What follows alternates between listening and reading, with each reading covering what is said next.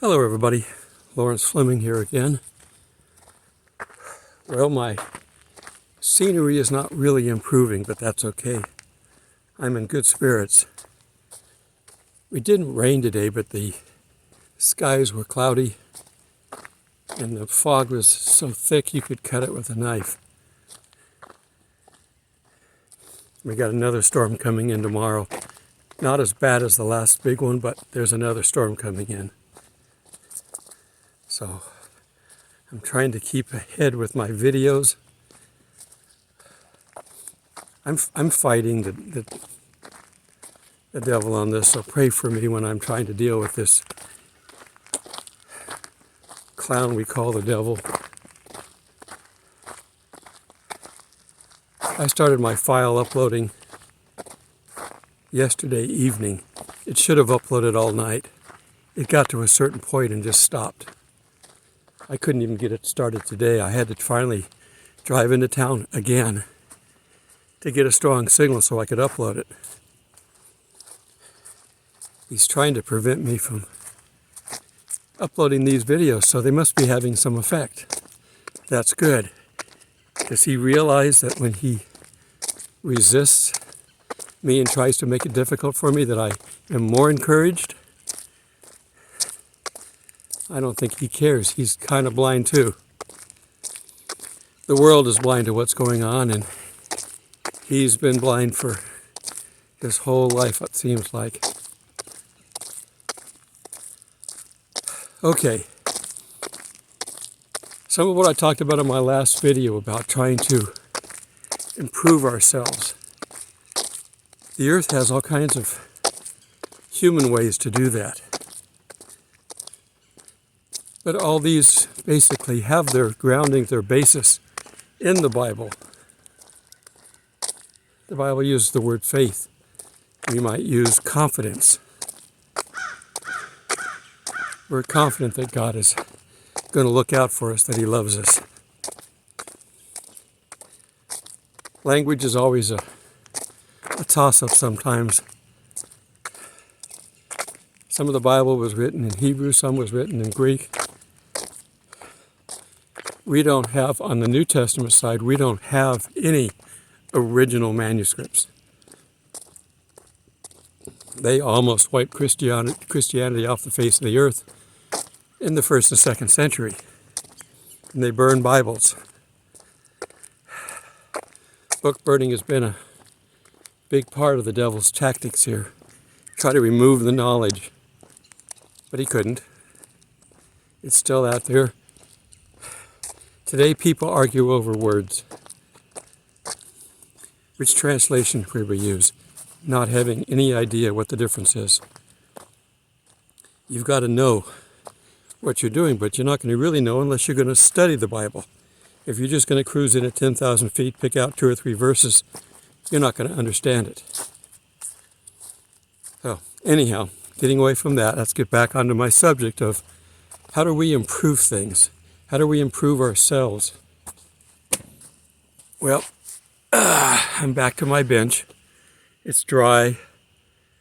The river's dirty, but there's no major waves in it. It's just running down running to its outflow, which takes it down to the Gulf eventually, I believe. Let me see if I can reposition my phone, and let me just do it in 2 phases here. I'm going to stop it and I'll position it and then I'll come back. Okay, I'm back. There's no wind, so the phone, which is fairly unstable in its current position, should still stay there. If it starts to fall over, I'll catch it. Okay, I've run a couple of corporations in my day. I've had many, many careers. That's why I say God has blessed me very much with all the things that I've attempted to do. So that's why I'm saying, I tell you all the time, I'm not discouraged by being in this situation. I'm happy to be in this situation. It is the least amount of stress I've ever had. Now, the only stress I have is getting these files uploaded. And I always succeed. Satan hasn't been able to beat me down on that. And a couple of times I've been late, but I got it up. So, if that's all he's got on me, then I'm in good shape. Okay, now I know he can come up with more, but God protects me. And I think a lot of this stuff is just to give me something to do, because God knows I get bored real easy. Okay, well, when I've had meetings in these corporations, I try to get together with people and encourage them. You want people to feel good about their job. You want to feel good about what you're doing. God wants you to feel good about what you're doing.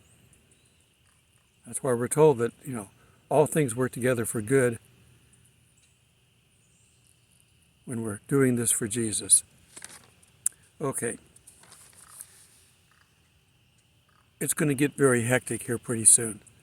A lot of the things are going to start happening fast, and you're going to get distracted, which is exactly the purpose that Satan wants you to be. He wants you to be distracted. But nothing that's going to happen is going to impact us. All the things that are happening when the tribulation starts and the seals and the trumpets start, that's not for us. It's from God to wake us up, wake the world up.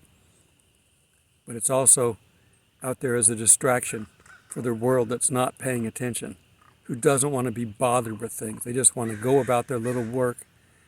It's like I've been watching these armadillos out there. They bury their head down in the leaves, in the brush, and they just kind of move around like this, and they just go in like that. They're not paying attention. That's how I can get so close to them. And then they look up, they see I'm there, I'm not a threat, so they go back, stick their nose back down there and start working around. They don't want to be bothered. Now, in biblical terms, we're not armadillos, we're sheep. And I don't know if you've ever seen sheep, but they are one of the dumbest animals out there. We were on a hunting trip with my dad, and there were sheep in the field around us. And I saw one little sheep work himself into a corner. It was a corner of the fence. The fence was like here and here, and he worked himself into it, and he's looking at the corner of the fence, and he can't go anywhere. So he starts, "Bah, bah! Help me, I'm stuck. I don't know what to do. Help me." And he was out there for like 2 hours until the sheepdog came around and shoot him out of the corner. He wasn't stuck, but he only looked 2 inches in front of his nose.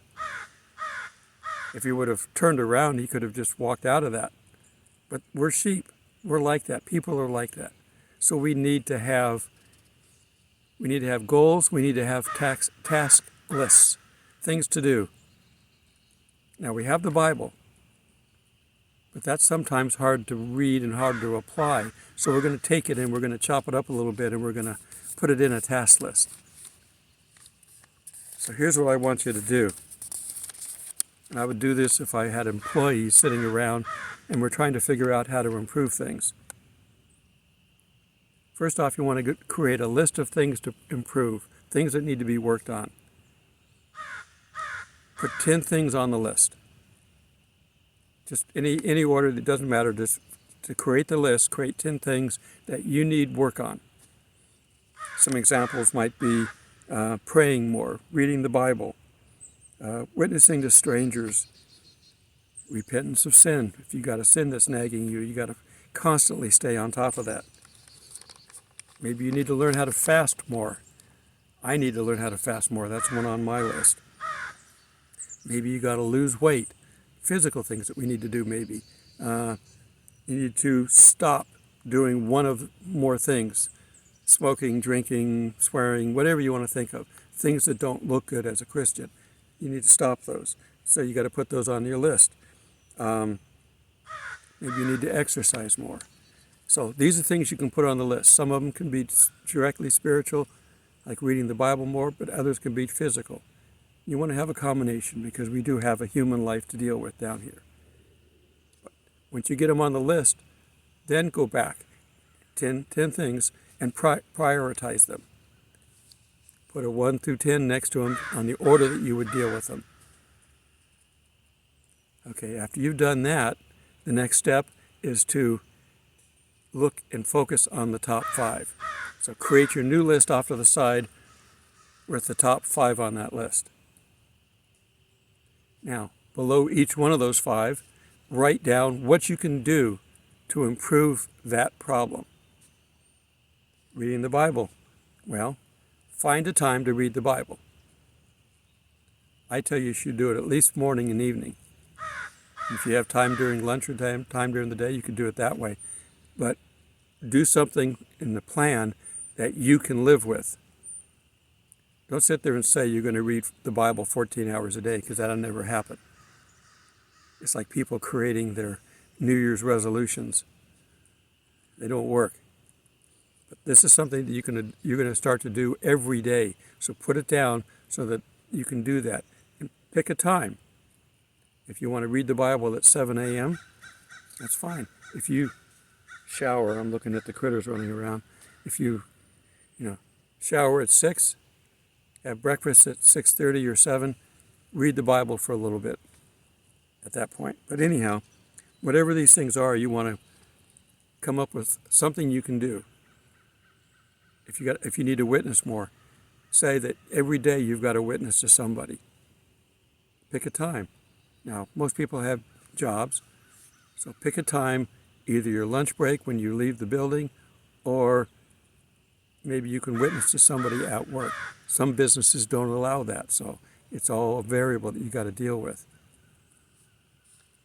Once you've done all this stuff and you've scheduled all this stuff, your goal is to reduce one item off of that list every month.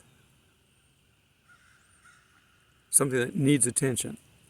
Now, some of these things may be something that you need to do for the rest of your life, like reading the Bible.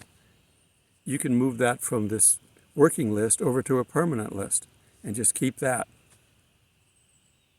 And then go back and grab one of the 5 from the other half of the list that you didn't do and move it back over to the first list. Put it at the bottom. Figure out what you're going to do for it. Have these plans ready. Because once you start getting into the chaos that's coming, you're going to get distracted so easily that you need to have these habits formed before we get there.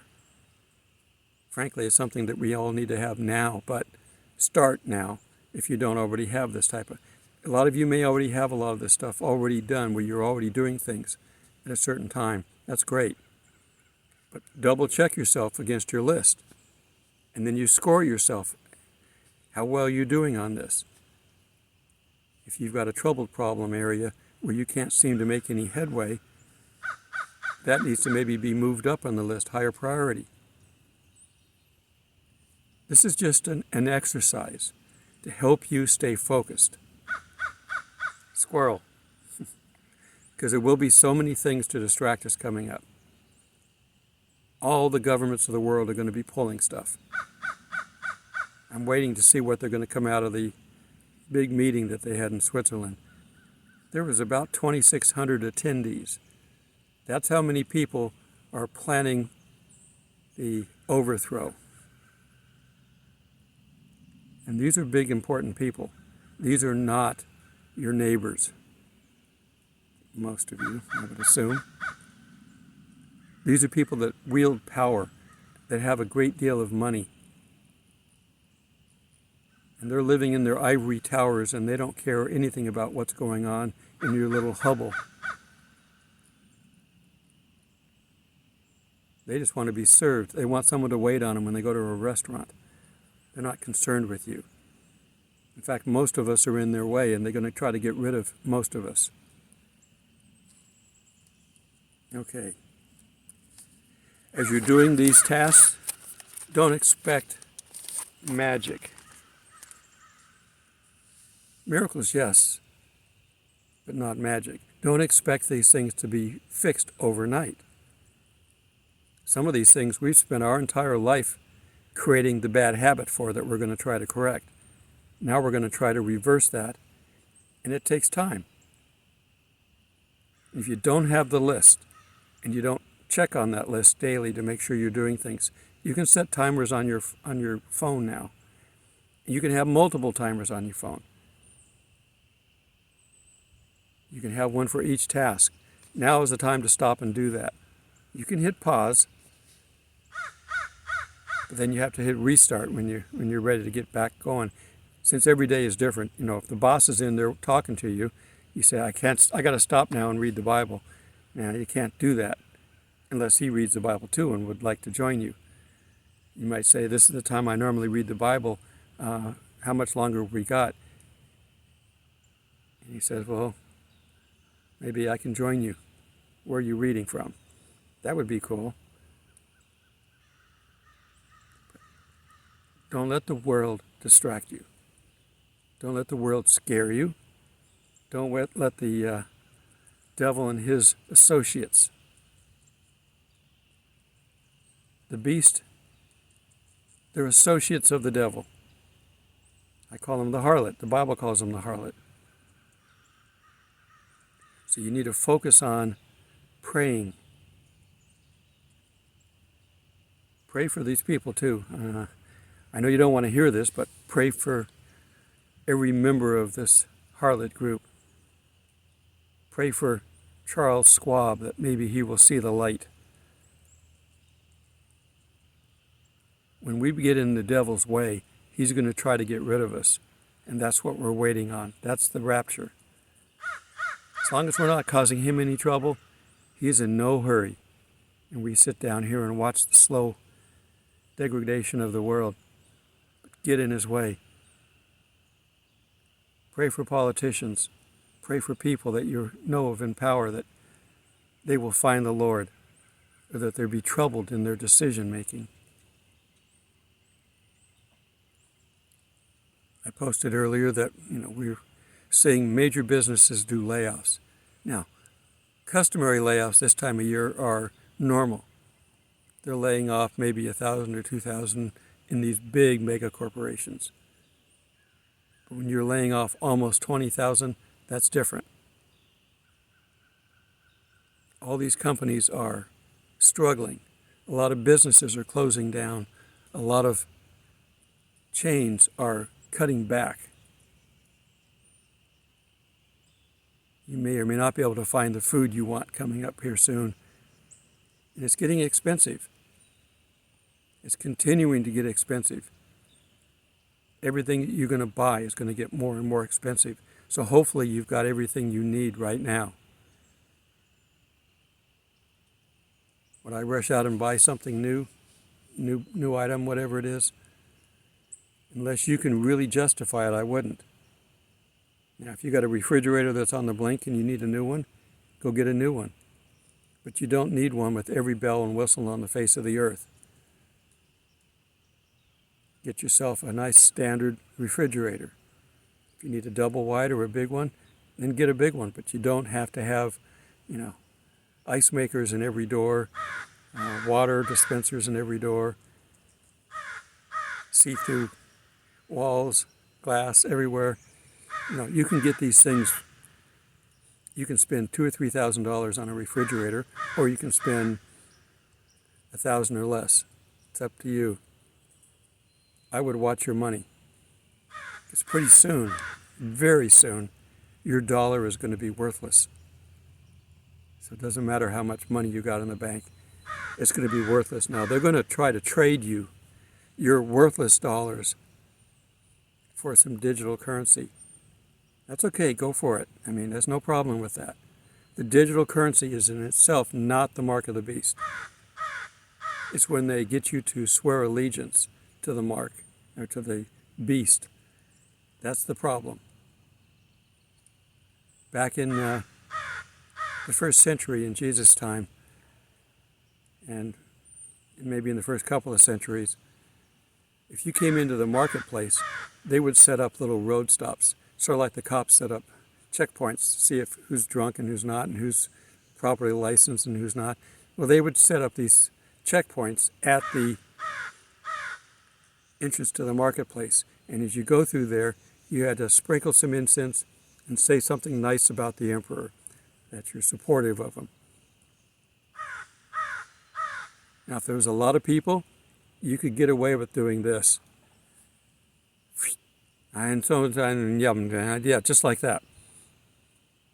They wouldn't hear what you're saying, and you didn't actually swear allegiance to the emperor. But most of the time, if it was quiet and there weren't that many people, they could hear you say every word. And if you refused to say that, they wouldn't let you in the marketplace.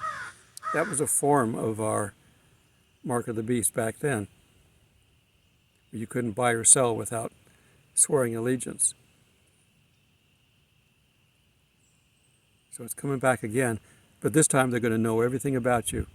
All these cameras that are everywhere, watching how you spend your money, seeing what you say on social media. They've got you pegged now. You cannot hide. Now, you can say, well, I'm going totally off grid. Have you ever been on grid? Then they've got your name. They may put you on a "we don't know where this person is" list and start looking for you. But they will eventually find everybody. They're going to try to take everybody's guns away. They're going to make sure that you can't buy or sell without them. There's not going to be much to buy or sell anyway because they don't want you surviving. I don't know if they're figuring that they're going to starve everybody to death, but they're going to make life miserable. They won't be getting rid of beef. They're going to have great steak dinners, these elites, but you won't. They want you to eat bugs. Now, John the Baptist lived on locusts and wild honey, so it's not my first choice, but it's doable. I don't think we're going to be around to see the mark. That I'm pretty sure of. But how much into this downward slope that we're on, I don't know. And it's getting steeper. So we may be running down this slope towards the end. So God's going to have to be able to rapture a moving target. Come up with your plan. Put the plan on the refrigerator with magnets like everybody does with pictures of kids and stuff like that. Whatever you're going to do, put it where you can do it. Keep it. If you've got a smartphone, and everybody does, create a task list in there. Put the whole list in there. Keep it on a PDF. Put it in they have plenty of note programs that you can put all this stuff in. There are spreadsheets in there if you're into doing that kind of stuff. You can get, with Google Docs, you can have Word documents, PDFs. It will create PDF format and spreadsheets. You can do all the work you want to do to keep this stuff. Obviously, on this, every day you should be doing something from reading the Bible and praying and asking God for forgiveness. Those three things you should be doing every day anyway. So those should be on almost everybody's list. At least once a day. Our Lord's Prayer says, "Give us this day our daily bread." They don't want you saying that every week. They want you saying it daily. We need to basically face every day as a new day. And we have no idea what's going to happen that day. We may have a schedule at work that we're going to do something. But can you guarantee with your life that that's going to happen? No, you can't. So do everything in the form of, Lord willing, I will do this. And keep yourself holy as much as you can. We have a sin nature. We're never going to be perfect. Fall down, get right back on the horse, and get back to riding. Don't get back in the saddle and just sit there and cry over your spilled milk, so to speak. There's nothing you can do about it. He knows we have a sin nature. He chose us anyway. And there are people throughout history that have had bad sin natures, and they get by, but they pay a price for it. David and Bathsheba paid a price, but he was still a person of God. We may argue over the logistics of the Bible, when this is going to happen and when this. If you've got the gospel right, that's all you really need to make sure you've got right. The rest of it is something that we can discuss As I say, it's academic. But get the gospel right. If you don't have that right, none of the rest of it matters. If you don't believe Jesus died for you and that you have to accept his free gift, then the rest of it's irrelevant.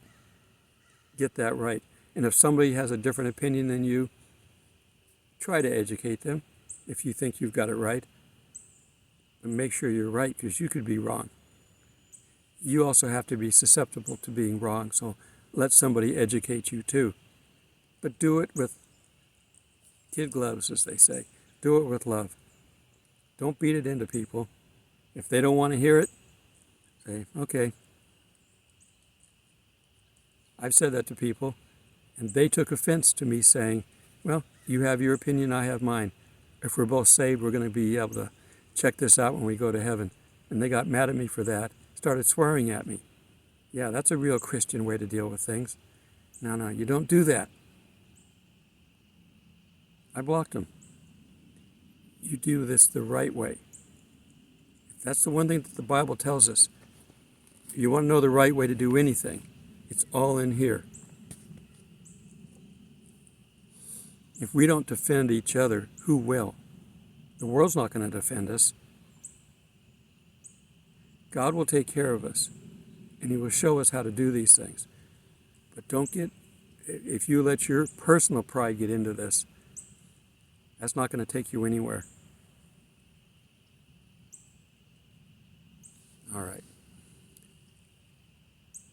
I'm going to keep nudging time down on my videos because I'm having trouble getting them uploaded. So I'm going to try to set my new time limit at about 25 minutes. I've been working my way down from an hour down to 45 now. I did 30 for a while. I'm going to do 25 until I can find a way to beat this internet. The internet's not from God. It's from the world, so we have to fight with that. We have to work with it. I have to watch what I say so that they will allow me to keep posting. I don't have big audiences like some of these guys like Glenn Beck and everybody who can go out and establish their own news site. I'm catching everybody at the bottom of the pool, not at the top. I'm in the south, so I'm not picking high cotton. I don't have a problem with that. But it just means I don't have as many options. So I've got to play their game for a little bit. I don't say the names I'm not supposed to say, but you figure them out. You're smart enough. You know what I'm talking about. They can't hide behind us trying to be politically incorrect. All right, continue to pray for this ministry. I need help. I can use a little bit of financial help, but I'm more needing of prayers to make sure that I can get everything done that needs to be done. You can support this ministry by looking in the description. I've also got a link to my son's page down there, and I'm going to probably highlight that today on one of my posts. He needs to keep a little bit coming in. He needs about $30 or $40 a week to survive down there. That's enough that he can live on to keep doing his ministry down there. He's helping out a little community. They have a little church there that he works with, teaches English, and he's helping them work out they're repairing their community park. There's not a lot of money down there. Not like we're used to up here. Not by any means. We're going to be like that soon. But right now we're still in good shape. So try to keep helping him out if you can. All right. Pray for everybody. I don't care if you like them or not. God says pray for our enemies. Because even they could ultimately see the light. And don't get distracted. We still got a little ways to go, but I can't see realistically very far. It can't be very far ahead. You know that the harlot who's running things now would love to just turn everything on right now and come down and crack down on us. Turn on the full extra stupid government, the acronym for that. They love to turn that on right now. They're afraid to. They're afraid that they don't have enough power to do everything. Because these guys, they live in their ivory towers. They're not used to doing real work. So what would happen if we were to all rebel? We could all put them in their place if we wanted to. But most people are not aware. So they're a little bit afraid. Satan's a little bit afraid. Because he has a track record of not doing a very good job of predicting what's going to happen and when. I used to use my Linus and Lucy, or Peanuts and Lucy cartoon. Lucy's God and Satan's Peanuts, and he's coming up to kick the football again, and she's going to pull it away at the last second. Satan lands flat on his back. It's happened many times because he's not smart enough to figure that one out. All right. Blessings for you. I pray for everybody that's on this channel that we all stay focused, that we can overcome whatever obstacles are put in front of us, and that we can learn to be better each day, not than the person next to you, but better than what you are today. Each day we need to be better than we were the day before. We're not going to be perfect until we're standing before Jesus, but we can get better. And every time we get better, God can use us even more. Okay, till we meet in the clouds, in Jesus' name. All right, I'm going to include a little bit of video here at the end. This is the Chattahoochee River. Chattahoochee, I think, means something along the line of colored rocks or something. There's some spots around the river where there's some rocks that they've carved a little path in, and they're colorful.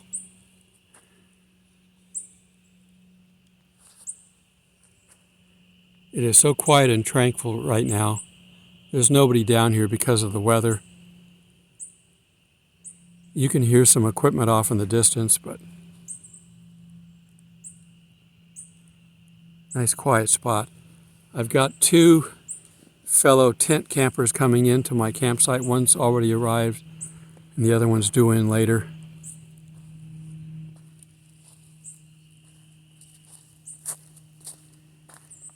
But you can come out here and enjoy the outdoors. The storm's not due till tomorrow, and then it's going to be gone in a day. See all this dirt that's turned over here? I don't know if you can see it. That's what an armadillo does. Some of our trees are eaten out on the inside. That's why some of these big trees fall down sometimes. If you have a boat and you want to put it in the river, they have a nice boat ramp.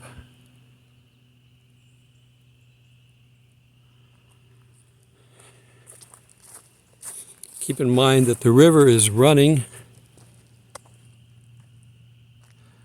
as you're looking at it from right to left. So if you want to put your boat in and come out 10 miles downstream, you can do that. It's not running very fast. If you've got a motor, there's no problem, but if you're paddling, you might want to be putting in up above further and then getting out here. This is the day use area. If you get here and there's nobody here, you have to pay a parking pass fee of $5 a day. Or you can buy the yearly pass. But you come under these boxes here, and most parks are like this. If you have a park pass like I have, you're okay. If not, you can take out an envelope, put your money in it, and they'll collect cash as well.